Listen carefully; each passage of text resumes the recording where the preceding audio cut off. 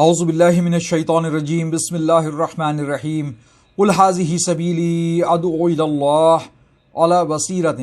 انا ومن اتبعنی وسبحان اللہ وما انا من المشرکین۔ آپ صلی اللہ علیہ وسلم ان سے صاف فرما دیجئے کہ میرا رستہ تو یہ ہے کہ میں اللہ کی طرف بلاتا ہوں، میں خود بھی پوری روشنی میں اپنا رستہ دیکھ رہا ہوں اور میرے ساتھی بھی، اور اللہ پاک ہے اور شرک کرنے والوں سے میرا کوئی واسطہ نہیں۔ معزز سامعین کرام، بلا شبہ اپنے پیارے رسول اللہ صلی اللہ علیہ وسلم کے نقش قدم پر چلتے ہوئے ہمارا کام لوگوں کو صرف اور صرف اللہ اور رسول اللہ صلی اللہ علیہ وسلم کی طرف بلانا ہے، اور الحمدللہ ایک مسلمان قرآن و حدیث کی روشنی میں اپنا رستہ صاف دیکھتا ہے۔ معزز سامعین کرام، آپ کو میری ویڈیو میں انشاءاللہ اللہ کے فضل و کرم سے صرف اور صرف قرآن و حدیث کی روشنی میں اللہ اور رسول اللہ صلی اللہ علیہ وسلم کی طرف ہی دعوت ملے گی۔ اب آپ جیسا کہ جانتے ہیں کہ مسلمانوں کی ایک بڑی تعداد قرآن کو سمجھ کر نہیں پڑھتے، جس وجہ سے وہ یہود اور ہندوؤں کی سازش کا شکار آسانی سے ہو جاتے ہیں۔ مسلمان ہونے کے لیے کلمہ توحید اولین بنیادی شرط ہے، اور اللہ پر کامل ایمان لائے بغیر مسلمان میں وہ طاقت پیدا ہو ہی نہیں سکتی جس کی مثال صحابہ کرام رضی اللہ تعالیٰ عنہ اجمعین کی زندگیوں میں نظر آتی ہے۔ اب یہود و ہنود یہ نہیں چاہتے کہ مسلمان ان پر غالب آئیں، اس لیے وہ کلمہ توحید پڑھنے والے کی توحیدی سوچ پر ضرب لگاتے ہیں۔ اپنے اس مقصد کے حصول کی خاطر ان لوگوں نے مسلمانوں میں ایسے مولوی نما لوگ داخل کر دیے ہیں جو انبیاء علیہ السلام اور بزرگان دین کی محبت کی آڑ میں سادہ لوح مسلمانوں میں شرک کا زہر بھر رہے ہیں، گویا ان کو مٹھائی کے اندر زہر بھر کر دیا جا رہا ہے، جو ان کی ایمان کی موت ثابت ہو رہا ہے۔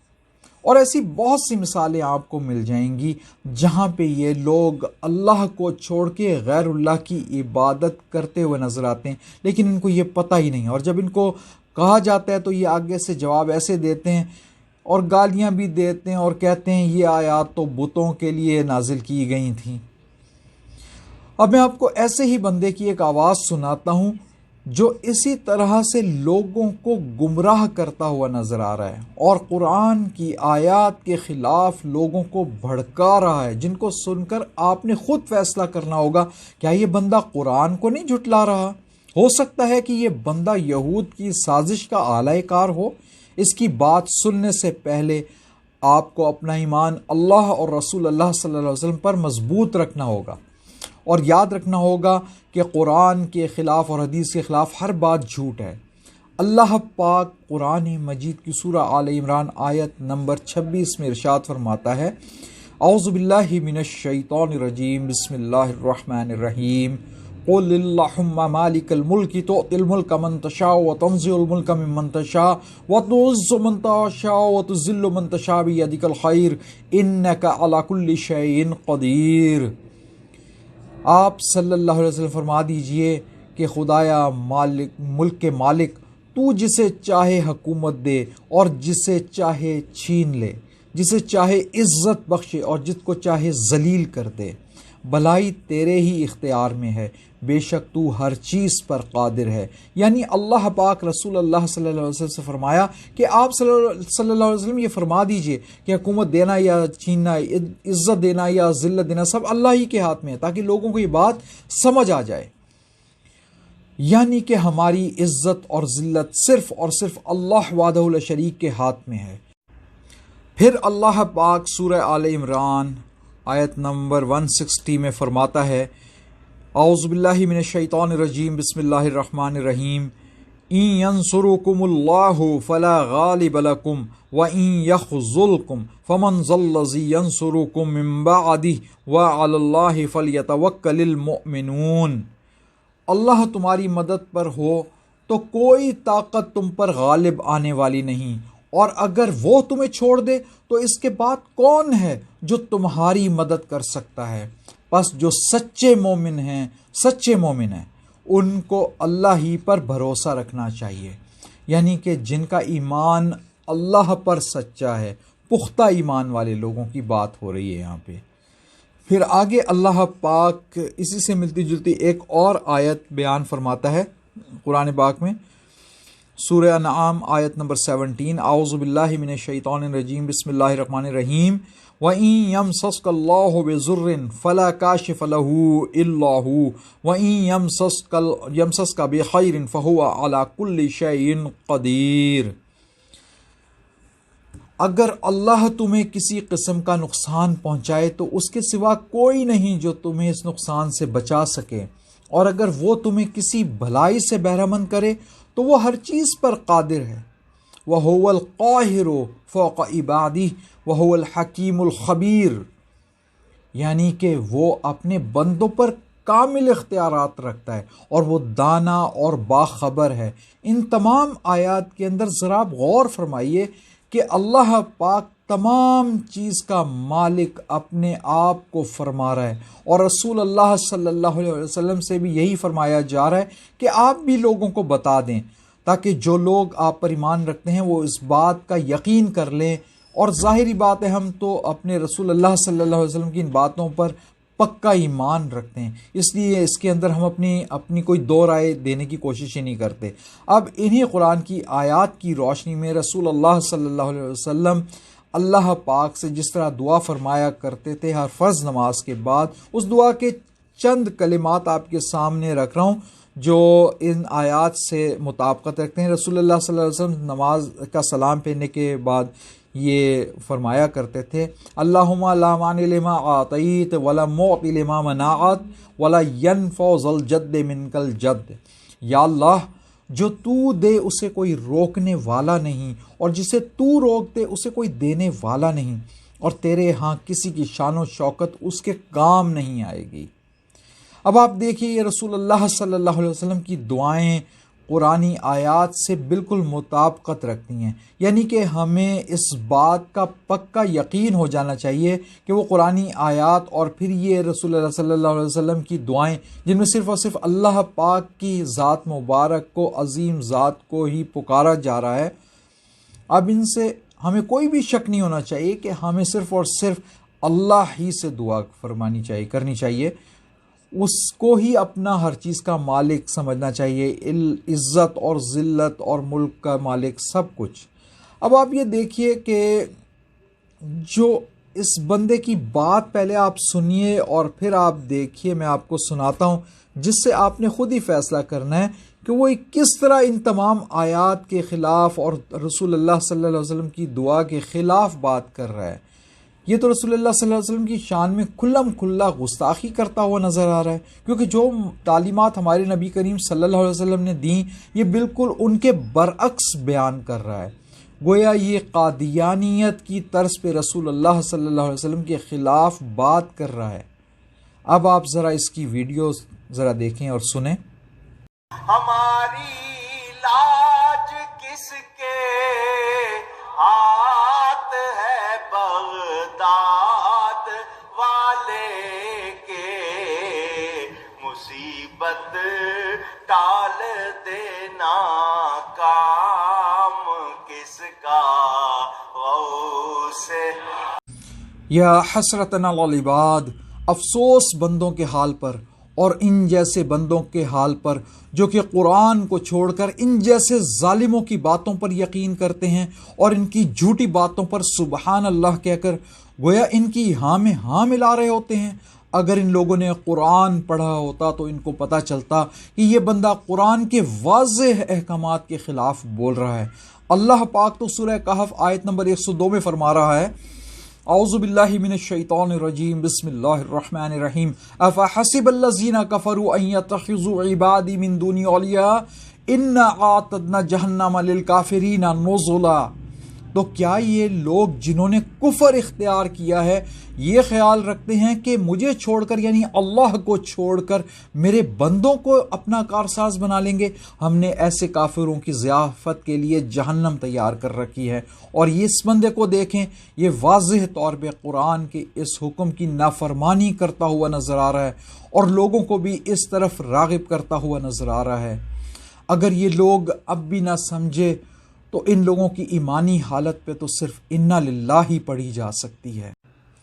انا للہ و انا الیہ راجعون۔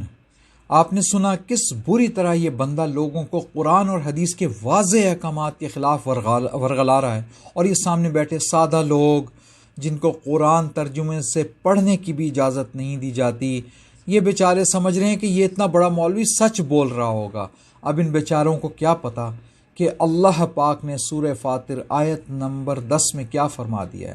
اللہ فرماتا ہے کہ جو کوئی عزت چاہتا ہو اسے معلوم ہونا چاہیے کہ عزت ساری کی ساری اللہ کی ہے، اس کے ہاں جو چیز اوپر اٹھتی ہے وہ صرف پاکیزہ قول ہے اور عمل صالح اس کو اوپر چڑھاتا ہے۔ رہے وہ لوگ جو بیہودہ چال بازیاں کرتے ہیں، ان کے لیے سخت عذاب ہے، ان کا مکر اور فریب خود ہی غارت ہونے والا ہے۔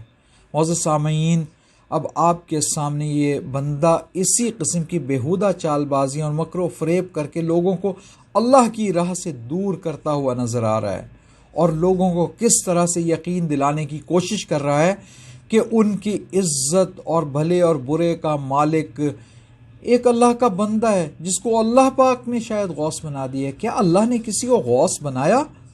اس بارے میں میری ایک مکمل ویڈیو، اس کا لنک میں نے اس ویڈیو کی ڈسکرپشن میں لکھا ہے، وہ آپ ضرور دیکھیں تاکہ آپ کو اس بندے کا ایک اور جھوٹ بھی سمجھ آ جائے۔ اس میں نے قرآن اور حدیث سے حوالے دے کر اس بندے کی بات کو جھوٹا ثابت کیا ہوا ہے۔ انشاءاللہ یہ بہت ہی اہم ثابت ہوگی۔ اب یہ بندہ یہاں پر بھی بیہودہ چال بازیوں سے لوگوں کو اللہ کو بھول کر شیخ عبد القادر جیلانی رحمۃ اللہ تعالی علیہ کو مصیبت ٹالنے والا، عزتوں کا مالک ثابت کرنے کی کوشش کر رہا ہے، یعنی کہ لوگ اللہ کو چھوڑ کر فوت شدہ بندوں سے دعائیں شروع کر دیں۔ اللہ پاک ایسے مکاروں سے پہلے ہی واقف ہے، اور وہ سورہ نمل آیت نمبر 62 میں ہماری ہدایت کے لیے فرماتا ہے، اعوذ باللہ من الشیطان الرجیم، بسم اللہ الرحمن الرحیم، امن یجیب المضطر اذا دعاہ ویکشف السوء ویجعلکم خلفاء الارض الہ مع اللہ قلیلا ما تذکرون۔ کون ہے جو بے قرار کی دعا سنتا ہے جبکہ وہ اسے پکارے، اور کون اس کی تکلیف رفع کرتا ہے، اور کون ہے جو تمہیں زمین کا خلیفہ بناتا ہے؟ کیا اللہ کے ساتھ کوئی اور خدا بھی ہے یہ کام کرنے والا؟ تم لوگ بہت کم سوچتے ہو۔ اور معزز سامعین کرام، یہ ظالم لوگ چاہتے ہیں کہ لوگ اللہ کو بھول کر اللہ کے بندوں کو اپنا غوث بنا لیں۔ جو لوگ اللہ کو بھول جاتے ہیں، ایسے لوگوں کے لیے بھی اللہ پاک نے قرآن پاک میں ارشاد فرمایا ہوا ہے، سورہ حشر آیت نمبر 19، اس میں اللہ پاک فرماتا ہے، وَلَا تَكُونُوا كَالَّذِينَ نَسُوا اللَّهَ فَأَنسَاهُمْ أَنفُسَهُمْ أُولَٰئِكَ هُمُ الْفَاسِقُونَ۔ ان لوگوں کی طرح نہ ہو جاؤ جو اللہ کو بھول گئے تو اللہ نے ان کو خود ان کا نفس بلا دیا، یہی لوگ فاسق ہیں۔ استغفر اللہ۔ یعنی کہ یہ لوگ اس بات سے ہی غافل کر دیے جاتے ہیں کہ کون سی چیز ان کے فائدے کی ہے یا نقصان کی ہے،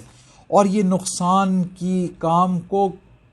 یہ سمجھتے ہوئے کرتے ہیں کہ یہ فائدہ کا کام ہے۔ پھر اللہ پاک نے تو آپ کو یہ بھی فرما رہا ہے کہ افلا یتدبرون القرآن ام علی قلوب اقفالها، کیا ان لوگوں نے قرآن پر غور نہیں کیا یا ان کے دلوں پر قفل چڑھے ہوئے ہیں؟